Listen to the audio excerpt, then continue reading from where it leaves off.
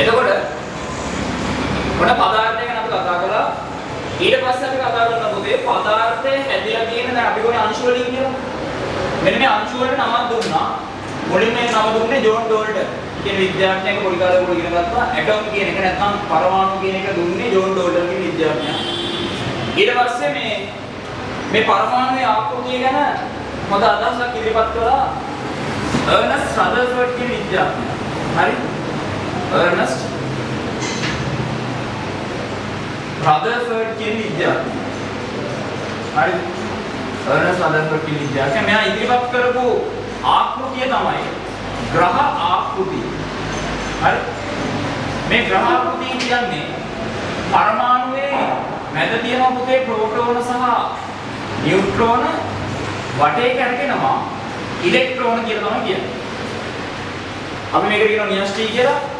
න්‍යෂ්ටියේ තියෙනවා ප්‍රෝටෝන සහ නියුට්‍රෝන වටේ කැරකෙනවා ඉලෙක්ට්‍රෝන. right? මම ඔයගලන්ට කලින් කියලා ඇති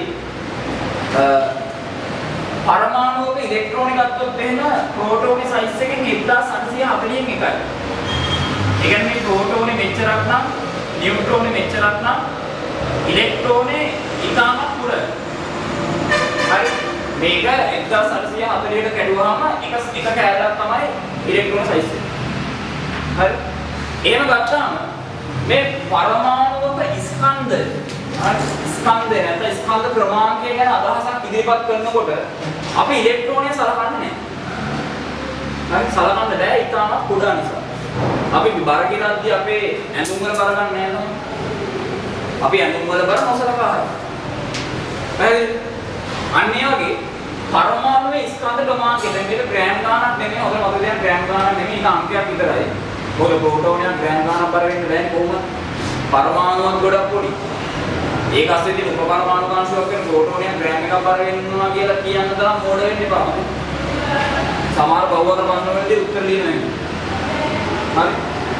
ප්‍රෝටෝන සහ නියුට්‍රෝන වල ස්කන්ධය ග්‍රෑම් 23කින් සෝඩියම් පරමාණු. ඒකට හරි කියලා ගන්න. ප්‍රෝටෝන සහ නියුට්‍රෝන වල ස්කන්ධය ග්‍රෑම් 23ක් කරනවා නම් සෝඩියම් පරමාණු අතින් අල්ලන්න පුළුවන්. පැහැදිලිද? අන්න ඒ වගේ අර ඕගොල්ලෝ කල්පනා කරන්නේ එහෙම වෙන්නම් බැරි දේවල් තියෙනවා. ඒ වෙන්නම් බැරි දේවල් වලට ගහන්න එපා කොහොමද? ඒ ටික අතරියම උත්තරේ නිකම් දෙන්න. හරිද? ඒතර ප්‍රශ්න වර්ධින්නේ ඕගොල්ලෝ පොඩ්ඩක් කල්පනා කිරීම අඩු හින්දා. හරිද? දෙපැත්තම ඕගොල්ලෝ කල්පනා කරා නම් උත්තරේ රක්කලා ගහගත්ත එක කලබල වෙන්නේ නැහැ. එතකොට එහෙනම් පුතේ මේක ස්කන්ධ ප්‍රමාණය ගන්න කොහොමද?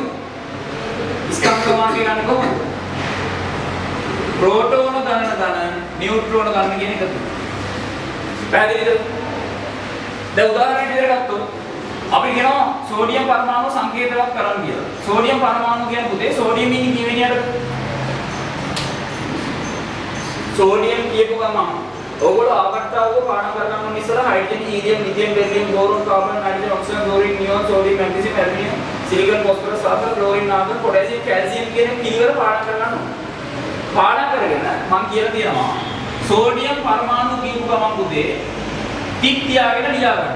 Hydrogen, helium, lithium, beryllium, boron, carbon, nitrogen, oxygen, chlorine, නියෝන්.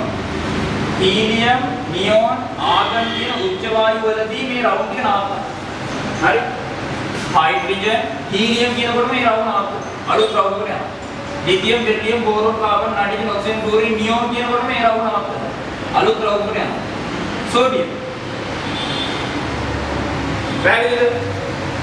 හැමතිස්සෙම උච්ච වායුවකදී ඇඳ ඇඳින්න රවුම නවත්තලා උච්ච වායුව කියනකොටම ඇඳ ඇඳින්න රවුම නවත්තලා ඊළඟ රවුමට යනවා.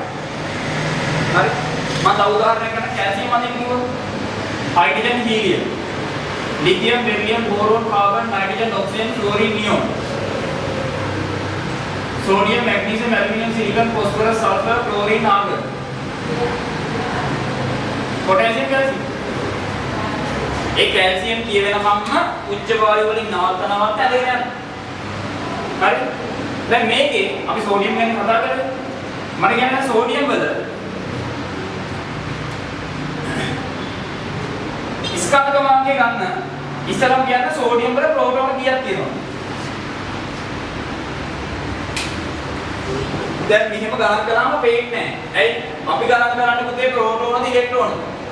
ඉලෙක්ට්‍රෝන නේ මේ 1 2 3 4 5 6 7 8 9 10 11 11ක් තියෙන මොනවද? ඉලෙක්ට්‍රෝන. ඉලෙක්ට්‍රෝන 11යි නම් ප්‍රෝටෝනක් කීයද? ඒත් 11ම තමයි. ප්‍රෝටෝන ගාන ඉලෙක්ට්‍රෝන ගානට සමානයි පුතේ. හරි? ප්‍රෝටෝන ගාන ඉලෙක්ට්‍රෝන ගානට සමානයි. එහෙනම් සෝඩියම් වල ප්‍රෝටෝන ගාන 11යි. අපි ඉලෙක්ට්‍රෝන සලකන්නේ නැහැ නේ ස්කන්ධ ක්‍රමාංකයට. එහෙනම් මේක වැඩක් නෑ අපි. මෙන්න මේක ගන්න. ඕගොල්ලන්ට නියුට්‍රෝන ගන්න පාඩම් කරන්න ඕනේ නැහැ. නියුට්‍රෝන ගන්න විභාගෙට දෙනවා. එක නියුට්‍රෝන ගන්න දෙනවා නැත්නම් ස්කන්ධ ක්‍රමාංකය දෙනවා. ස්කන්ධ ක්‍රමාංකය දුන්නොත් ඕගොල්ලෝ දන්නවා සෝඩියම් කී වෙනියද කියලා. ඒකේ නියුට්‍රෝන ගන්න හොයාගත්තා. පැහැදිලිද? මේක දුන්නොත් ප්‍රෝටෝන ගන්න දාන නියුට්‍රෝන ගන්න කියන උත්තරේ 23යි. එහෙනම් පුතේ මේ පරමාණු සංකේතවත් කරන්නේ මෙන්න මේ පැත්තේ ප්‍රෝටෝන ගණන දාලා මෙන්න මෙතන දානවා ස්කන්ධ ක්‍රමාංකය. පරමාණු සංකේතවත් කරන්නේ එහෙම. මේ ටියුබ් එකේ තියෙනවා පරමාණු සංකේතවත් කරන දැන් එතන ලියන්න. මෙන්න මෙතන ලියන්න තියෙනවා පුතේ. ඕගොල්ලන්ට කැමති පරමාණුවක් ලියන්න. මම එතන සෝඩියම් දීපු හින්දා සෝඩියම් ඇඳලා මේ විදියට මෙතන ලියන්න 11, මෙතන ලියන්න 23 සෝඩියම් ඇඳලා. ඒ ලියන ගමන් මෙතන ලියන්න 11 කියන්නේ පරමාණුක ක්‍රමාංකය නැත්නම් ප්‍රෝටෝන ගණන. මේ තියෙන පුතේ පරමාණුක ක්‍රමාංකය නැත්නම් ප්‍රෝටෝන ගණන. පරමාණුක ක්‍රමාංකය නැත්නම් ප්‍රෝටෝන ගණන.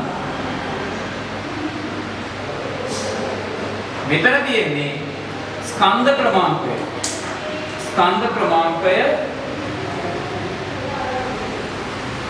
නැත්නම් ප්‍රෝටෝන ගණන දාන නියුට්‍රෝන ගණන එකතු.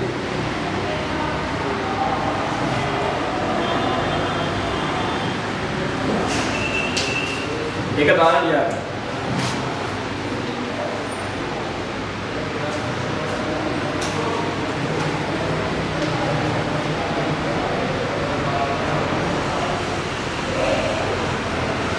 ආයි කටපාඩම් කරන්න එපා. ස්කන්ධ ක්‍රමාංකය හොයන්නේ ප්‍රෝටෝන ගණන දාන නියුට්‍රෝන ගණන ප්‍රෝටෝන ගණන දාන නියුට්‍රෝන ගණන කියලා තේරුම් ගන්න නැහැ.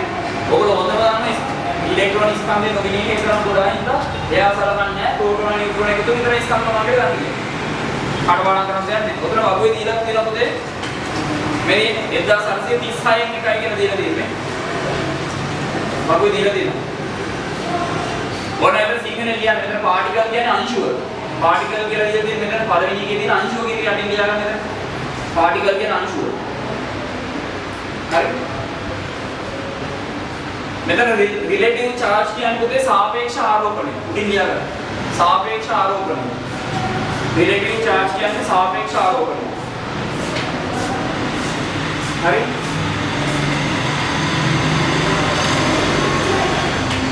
රිලේටිව් mass කියන්නේ සාපේක්ෂ ස්කන්ධය.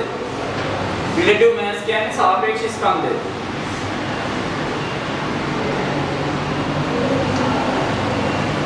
සිම්බල් කියන්නේ සංකේතය. සිම්බල් කියන්නේ සංකේතය. හරිනේ? මෙතන පල්ලෙහා තියෙන ප්‍රෝටෝන, නියුට්‍රෝන, ඉලෙක්ට්‍රෝන කියලා තියෙන ඒවා කියව ගන්න තේරෙනවනේ. ඒකට කියව ගන්න. හරිද? හරි.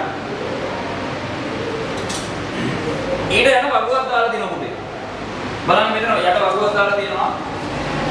මේ වගුවේ තියෙනවා පරමාණු ටික මෙහෙන් දීලා පරමාණුක ක්‍රමාංක ටික දීලා පරමාණුක ක්‍රමාංකයි ප්‍රෝටෝන ගන්නයි බලන්න සමානයි නේද කියලා. පරමාණු ක්‍රමාංකයි ප්‍රෝටෝන ගන්න එකමයි නේද කියලා පේනවද? මම දැන් කියවනේ ප්‍රෝටෝන ගන්න පරමාණු ක්‍රමාංකයට සමානයි කියලා ඒක මෙතනින් පේනවා. ඉලෙක්ට්‍රෝන ගන්නත් පුතේ ඒකමයි නේද බලන්න.